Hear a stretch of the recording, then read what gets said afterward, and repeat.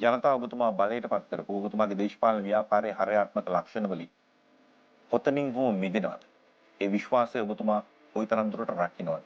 ඒ ගැන දෙන පොරොන්දුව මොකක්ද? පොරොන්දුව තමයි අපි මේ බලය ලබා ගැනීම සඳහා ආපු ගමන් මොන වගේ පාත්තා. මම පාර්ලිමේන්තුව ගත්තොත් අවුරුදු 25. පාර්ලිමේන්තු. ඉන් පිටත ගත්තොත් අවුරුදු 12. සුවටත් වෙන අවුරුදු 37. විවිධ ඇලහැප්පීම් මැද්දේ අඛණ්ඩ පෞද්ගලික අවශ්‍ය නම් ඕනතරම් අවස්ථා නිර්මාණය වෙමින් තිබියදී තෝමාර කැපකිරීම කියලා කියන්නේ නෑ. නමුත් පාර්ලිමේන්තුව ඇතුලේ මොනවද ලබා ගන්න බැරුව තිබුණේ. අපි ඇස් ඉදිරිපිට මේ දේශපාලන බැහැරීම් අපි දැකලා තිබේ. අපේ ව්‍යාපාරය ඇතුලේ සමීපතම සගයන් එළියට ගිහිල්ලා අපිට අවලාද ගහත් අපිට එරෙහිව කටයුතු කරද්දි අපි ඇයි මේක දරාගෙන අල්ලගෙන හිටියේ මේ ජනාධිපති ධූරයක් කියන එකක් අරගෙන වෙනස් වෙන්න නෙමෙයි. හරිද? මම ඉස්සෙල්ලා කිව්වා මේවා සමහර අයට ලොකු දේවල් වෙන්න පුළුවන්. මට නම් කිසිම ලොකු දෙයක් නෙමෙයි. ඒ කියන්නේ මම මීට වඩා ලොකු ජීවිතවල හිටිය කෙනෙක් නෙමෙයි. මීට වඩා ඉතාමත් වරප්‍රසාදිත ජීවිතවල හිටපු මිනිස්සු. හැබැයි අපේ දේශපාලනයේදී මේවා ලොකු දේවල් නෙමෙයි. මේවා හෙට අත්තරින්න ඕන නම් අත්තරින්න පුළුවන් මිනිස්සු. හෙට සාමාන්‍ය විදියටම ගිහිලා ජීවත් වෙන්න පුළුවන් මිනිස්සු. මේවා පරම්පරාවෙන් බදාගෙන ඉන්න. පරම්පරාවට පෙළ ගස්සන්න.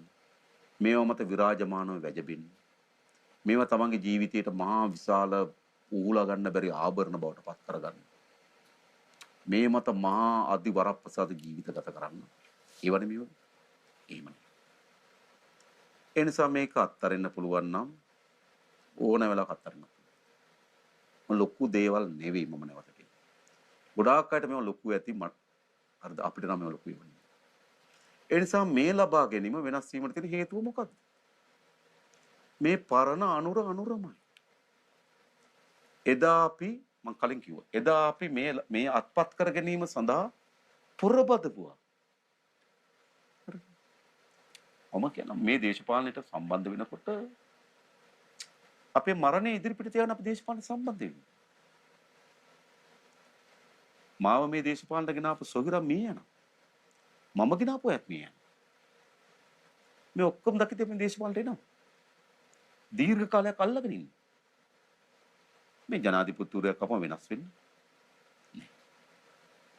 එනිසා මම කියන්නේ අප කරේ තැබිය යුතු විශ්වාසෙම තිබෙන්නේ අපේ අතීතයේ. ඒක තමයි එහෙම නැතුව මම කොහොමද අනාගතේ මට වචනෙනේ තියෙන්නේ. හැබැයි අතීතයේ තියෙන මට භාවිතාව. ඒක නිරීක්ෂණය කරන්න. මම දන්න අය, මම ඇසුරු කරන අය, මගේ මිතුරා ඔවුන් දන්නවා මේ බලය විසින් මම ජනාධිපති සහ පැරණි අනුර අතර ඇති වෙනස්කම කොහොමද පේන්නේ නැහැ. පොරබැදුව බලය ගන්න. අද පොරබදන මේ ගොඩ නගන්න. ඔච්චරයි තියෙන්නේ. ඒ නිසා වෙනස් වෙන්නේ. හරි. ඒ නිසා මම කියන්නේ මේ රටේ ජනතාවට අපි එක සැරයක් ලොකු ප්‍රයත්නයක් මහන්සියක් දරමු. මේ සිල්ලර නිකම් හරි අපරිණත දේශපාලන නැති නේ දේශපාලනේ දන්නේ. මං අහගෙන කියනවා මොකද්ද මේ අද එක්කෙනෙක් කියනවා මේ චක්‍රයක් හදනවා. දේශපාලනේද? මොකද එක චක්‍රයක් හදලාගෙන. තව එක්කෙනෙක් කියනවා බස් රථ ගණන් කරලා ගාන කියනවා. මොකද්ද මේ දේශපාලනේ තියෙන්නේ? ඉතින් ලදරුව අපරිණත කිසි දේශපාලන ක්‍රියාකාරමක් නැති ඔහේ නන්දොඩවන ඇත්තගත ගම්මල නම් කියන ආතප්පාතක් නැති ඔහේ කණ්ඩායමක් කෑග ගන්නවා. ආණ්ඩුවක් ගන්න, ආණ්ඩුවක් කරන්න, රටක් හදන්න කිසියක් නෑ. නිසා මෙතන තමයි අවස්ථාව. මේ රටේ ජනතාවට දීර්ඝ කාලයකට පස්සේ පොරබදල අවස්ථාවක් ලැබිලා තිබෙනවා. මම කියන්නේ මේ අවස්ථාවට හැමදෙනාම සහාය දෙන්න කියන එක මගේ ඉල්ලීම. දේශපාලන අධිකාරිය හැටියට ඒ සඳහා අපි අපේ ප්‍රයත්න දරන්න. කර්මාන්තකරන ව්‍යවසායකයන්. අද මම හැම කර්මාන්තකරන ව්‍යවසායකයෙකුටම කියනවා. ඔබ ආයෝජනය කරන්න ඉන්න. මේ කොළඹ නගරේ අපි හඳුනාගෙන තියෙන වාණිජ ඉඩම් කොළඹ නාගරික නගර සැලැස්ම තියෙනවා. ඒ සැලැස්ම ඇතුළේ වාණිජ ඉඩම් හඳුනාගෙන තියෙනවා. ඒ වාණිජ ඉඩමේ වාණිජ ක්‍රියාකාරකම් මොන වගේ එකක්ද කියලා හඳුනාගෙන තියෙනවා.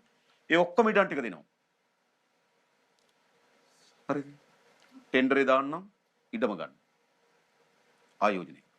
යාළුකම්, දන්නකම්, හිතවත් කිසිවක් ඕනේ. ඒ කියන්නේ මේ කොළඹ නගරේ කිසිදු වාණිජ ඉඩමක් කිසිව තියෙන්න බෑ. ජනතාවත් අපේ රාජ්‍ය වැවිලි සමාගම් වලට අයිති. අක්කර දහස් ගණනක් තියෙන මුඩු බීම්. ඔක්කොම මේකේ බීම් පිහිටීමන අක්කර 510 කැබිලි වලට කඩනවා. ඒ පිහිටීමන සමහර 1000 2000 කඩන්නේ කඩලා දෙනවා වගා කරන්න. එක මුඩු බීමක් තියෙන්න බෑ. කර්මාන්තකරුවෝ ආයෝජනය කරන්න. අපිට ඇල්වතුරු විදුරක්වත් එපා. ඔබට අවශ්‍ය මොකද්ද? සහන්දායි බැංකු පොලියන බැංකු ණයක්ද? ඒක අපි හදන්න. ඔබට නීතිමය ආවරණද? ඔබේ වත්තට යන්න පාරද? ඔබේ වත්තට විදුලිද අපි අරන් දෙන්න. ඔබ ආයෝජනය කරන්න මේ රට හදන්න. හැබැයි සාධාරණ බද්දක් ගෙවන්න. මම හැම ව්‍යවසායකන කර්මාන්ත කරන්න කියන. ඔබ ඇවිල්ලා ඔබගේ ඕනෑම දුක් ගැන විලක් ඉදිරිපත් කරන්න. හැබැයි බද්ද අඩු වැඩි කරන්න ඉල්ලන්න එපා. දැන් ගොඩක් මම දකින බොහෝ අවස්ථවල මේ බදු ගැන කතා කරා. ඒක වැරදි. මොකද අනිත් සියල්ල හදන්න ඕනේ මේක ගොඩන ගන්න. ඒක තපියන්නේ. ඊළඟ අපේ රටේ වෘත්තීයවේදී මම කලින් කියලා තියෙනවා. දාලා ඇවිල්ලා තියෙනවා. කැනඩාව හිටපු මිනිස්සු ඇවිල්ලා වැඩ කරනවා. හරිද? මේ ඔක්කොම මම දන්නවා. හරි දරුවෝ දෙන්න යාන්තම් 20 එක දරුවෙක් 20 දල තනිත් කරන පාසලද දරුවෝ දෙන්න දාලා ආවා මේ. ඇවිල්ලා ජනාධිපති කාර්යාලේ වැඩ කරනවා. දෙන්නෙක් ඇවිල්ලා පවුල්ලේ වැඩ කරනවා. ඉතින් සොච්චම් වැටුපක් නොකරන වැඩ කරන්න බෑ ඒගොල්ලන්ට. ඒගොල්ලන්ගේ ජීවිත විදියට දන්නෝ සුරංග දන්නෝ කවුද කියන්නේ? අමින් කියනවා නම් ප්‍රේමලාල් මහත්තයා. ඔව්. ප්‍රේමලාල් ඇවිල්ලා වැඩ කරනවා. ටොරොන්ටෝ වල හොඳට ජීවත් වෙන්න පුළුවන්. හොඳට ජීවත් මිනිස්සු ඇවිල්ලා වැඩ කරනවා. ආන්ස්ලා අපේ ආයතන වල විශාල සභාපතිවරු ප්‍රමාණයක්. ඔබ දන්නවා යාලංකිකේ සභාපතිවරු. මොනතරම් වැටුප් වරහද කිසිවක් ගන්න නැති මිනිස්සු. වැඩ කරන BOI කියමන් වැඩ කරන නොමිලේ. ලංකා බැංකුව කියමන් වැඩ කරන නොමිලේ. ඉතින් මේ රටේ මේ හොඳ සාමාන්‍ය මිනිස්සු නෙවෙයි. මේ ඔක්කොම ඇවිල්ලා වෘත්තීමය ව්‍යාපාරික ශාස්ත්‍ර ඉහළම අය නොමිලේ වැඩ කරනවා. ඉතින් විද්‍යුත් වෘත්තීය වේදික දායකත්වයක් තියෙනවා. ඒක තමයි මම කිව්ව අපේ රටේ වෘත්ති සමිති ව්‍යාපාරට මම කිව්වේ.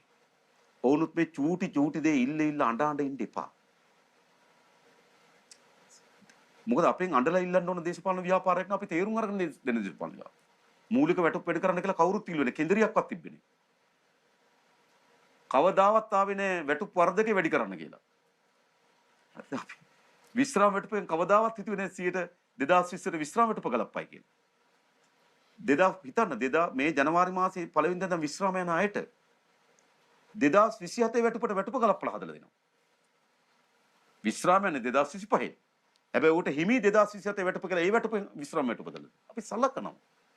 අපි අත්තරලා නේ. හැබැයි චූටි කෑල්ලක් මේ සූත්‍රේ මට මේ කෑල්ල අඩු වෙලා තියෙනවා. මගේ ගෞරවයට හානියක් නැහැ. මෙහෙම වෙලාවක්ද රට. නිසා වෘත්ති සමිති ව්‍යාපාරය. ගොවි ව්‍යාපාරය. තරුණයන් අපි ඔක්කොම එකතු වෙන්න ඕන. මේ නිකන් පහ අර එළියේ ඉන්න පොඩි අර සිල්ලර බබාලට ඔය නාටකම් නටනට ඉන්න කියව ඉන්න කියන්නේ. කිසි දේශපාලන හරයක් නැති බරක් නැති මිනිස්සු රංචුවක්. පේනවනේ මේ දිනේ. අර දේශපාලනයක් නෝම තියෙනවද? නායකයෙක් නම් ඔහොම ඉන්නවද? මුළු මේ දිනේම නිකන් පොල්මල පොලේ ගැහුවා වගේ. මම කියන්නේ නායකයද පක්ෂද? කුඩා කල්ලි අර මං කලින් කියපු හේතු මත බැන ඉන්නවා.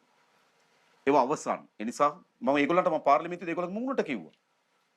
ඔයගොල්ලෝ යලි බලය ගණන අපිට වඩා හොඳ ව්‍යාපාරයක් හදන්න. අපිට වඩා බඹ ගණන පස්සේ ඉඳගෙන කවදාවත් බලයකට සීමාවටත් එන්න බෑ ව්‍යාපාරවල. මේට වඩා හොඳ වෙන්න. හොඳ වුණොත් අපි ලෑස්ති එළියට යන්න. අපිට දැන් අපිට වඩා හොඳ එකක් එනවා. අපිට වඩා හොඳ වැඩක් කරනවා. අනිත් පැත්තකට යන්න. මේක මම කරන්න ඕන කියලා එකක් නේ. හැබැයි මේ මොහොතේ මේක අපිම කළ යුතුයි. මේක අපින්. මොකද අපිට නෑ වෙන එකක් පේන්නේ වෙන මානයක් නෑ වෙන ව්‍යාපාරයක් නෑ. මේක අපි කරන්න ඕන. නිසා අපි කිරීම තමයි. ඒ නිසා ජනතාවගේ අපේක්ෂා ඔබ හිතන්න මේ මහඟු අවස්ථාව මොකද්ද? මම උතුරේ ජනතාවට ගාවට ගියපුවම ඔබ දකින්න ප්‍රතිචාරය. මටම පොඩි වෙලාවකට ආත්ම අනුකම්පාවක් එනවා. අපි වැඩිපුර දේශපාලනය කරේ සිංහල ජනතාවත්. අපි කතා කරන්නේ සිංහල භාෂාවෙන්. අපි වැඩිපුර අවධානය යොමු කරේ සිංහල ජනතාව මුහුණ දෙන ප්‍රශ්න. අපි වැඩිපුර ගිහිල්ලා නැති උතුර. අපි කතා කරන භාෂාව තේරෙන්නේ නැති දෙමළ අම්මලා තාත්තලා. අපි ඔවුන්ගේ ප්‍රශ්න වලට සමහර වලට සංවේදී වුණේ නැහැ දකුණේ ප්‍රශ්න තරම්. එහෙත් ඔවුන් අපි විශ්වාස කරා කියන්නේ මොකද්ද? මම ගත්තොත් පුද්ගලික මට වඩා ජාතික සමගිය පිළිබඳ ඉදිරි පියවරක් තිබ්බා ඒගොල්ලෝ. මම ඉන්නේ පස්සෙන් ඒගොල්ලන් එක්ක බලපුවා. විශ්වාස කරලා ආවනේ. නැගෙනහිර ආවනේ. මේක දේශපාලන පරිවර්තනයක් නෙමෙයි. කියන්නේ දේශපාලන අධිකාරියට අපිට ජාතික සමගිය පිළිබඳ පොරබැදීමක් උත්සාහයක් හැමදාම තිබුණා. හැබැයි මම කියන උතුරේ නැගෙනහිර ජනතාවට අපටත් වඩා ඉදිරිගාමි වමනාවකින් ජාතික සමගිය ප්‍රදර්ශනය කරා. අපි නොදන්න නම් දන්නේ නැති අය, දැකලා නැති අය, පාරම්පරික දේශපාලන නායකයන් ඉද්දි 48 හදපු චෙලනායක මහත්තයාගේ ෆෙඩරල් පක්ෂෙ ඉද්දි අර චෙලනායක මහත්මලා මේ දෙමළ ජන ප්‍රජාව ඇතුලේ තම ප්‍රභූ දේශපාලන කරපු මිනිස්සු ඒ ඔක්කොම ඉද්දි ඒ පක්ෂ තියද්දි අපි තෝරගන්න මේවද මේ රටේ ජනතාව ආපහු හරවන්න ඕන කියලා කියන්නේ මේවද ඔය ලපටි කණ්ඩායම කියන ආපහු මේ රටේ හරවන්න ඕන කියලා රතු එළිය දෙන්න ඕන කියන මේවටද නෑ මේ රටේ සීබුද්ධිය අපේක්ෂාව අනාගතයේ පිළිබඳ අපේක්ෂාවත් වෙන හැම පුරවැසියම මේකට දායකත්වය දෙන්න ඕන මේ අවස්ථාව මග හරින්න නැති ඉස්සරහට යන්න ඕන රතු එළිය දෙන්න ඕන ඒගොල්ලන්ට උඹලා පරණ පාර එන්න එපා කියලා මං අහන අපිට රතු එළිය මොකටද රතු එළිය දෙන්නේ අපිට මොකක් වෙන්නේ මොනවා කරවට නෑ මේක තමයි පාර ඒ නිසා මේ තබපු පියවර ශක්තිමත් ඉදිරියට මට විශාල විශ්වාසයක් තියෙනවා මම මේ ඔය ඡන්ද රැස්වීම වලට ගියේ මම දැක බය වෙලා නැහැ මම හැම වෙලාවම ජනතාවත් එක්ක සංවාදින්න ලෑස්ති මම ඡන්ද නැති කාලෙත් ගියා බලය අරගෙන කාමරයකට කොට වෙලා ආණ්ඩු කරන්නේ නැහැ ජනතාව මුණ ගැහෙන එක ජනතාවගේ ප්‍රශ්න ටික සංවේදී වෙන එක ජනතාව හිතන මතන විදිහට තේරුම් ගන්න එක ජනතාවට අහුම්කම් දෙන එක ජනතාවට අපි කරන කතාව කියන එක ඒක හැමදාම කියන්න ඕන ගිහිල්ලා මේක ආණ්ඩුවක් ජනතාවෙන් විතැන්වලා කරන රටක් නෙමෙයි මේ අභියෝගේ ගොඩ ගන්න ජනතාව ඒකාබද්ධ කරගන්න නිසා හැමදාම ගිහලා ජනතාවට අපි කරන පණිවිඩය දෙන්න ඕන ඒක ඡන්ද ව්‍යාපාරේ වඩාත් හොඳයි උණුසුම තියෙනවා ගිහලා දෙනවා ඡන්දේ පවුල ආයෙම යනවා ගිහලා ජනතාවට කියන අපි කරන වැඩි නැවත ජනතාව කුළු ගන්නමින් අපේක්ෂාවන් පොදිබන්ධගෙන මේ පාරට ගේන්න ඕන මේ මලකඩ කාපු පැරණි පුරුදු වලට ඇබ්බැහි වෙච්ච සමාජයක් තියෙනවා ඒ සමාජය යහපත් කරන්න ක්‍රියාමාර්ග විතරක් නෙමෙයි කතාවක් අවශ්‍යයි ආදර්ශයක් අවශ්‍යයි මඟ පෙන්වීමක් අවශ්‍යයි මොකද්ද වෙන්නේ කියලා අවශ්‍ය අපි කරනවා ඒ නිසා මේක නව අපේ රටේ නිදහස් නැගිටීම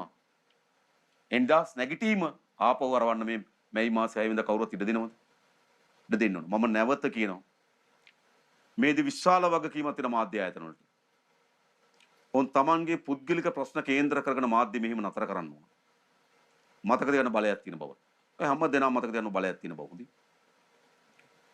අපි වැරද්දක් කරනවා අපි වැරද්දට මම ඕන තරම් කියලා තියෙනවා මම මේ වගේ කියලා තියෙනවා මම ඕන වෙලාවකට නැවත ප්‍රශ්න කරන්න මම එනවා කියලා අපි විවෘතයි ප්‍රශ්න කරනවා වැරදුන් තැන තේරුම් ගන්නවා හදා ගන්න ලෑස්ති අඩුපාඩුකම් පිළිගන්න ලෑස්ති හැබැයි මේක විතරයි තියෙන පාර එනිසා මම හිතනවා මැයි මාසේ 6 වෙනිදා තවත් ශක්තිමත් ජනවරමක් අපිට ලබා දෙන මේ රටේ ජනතාව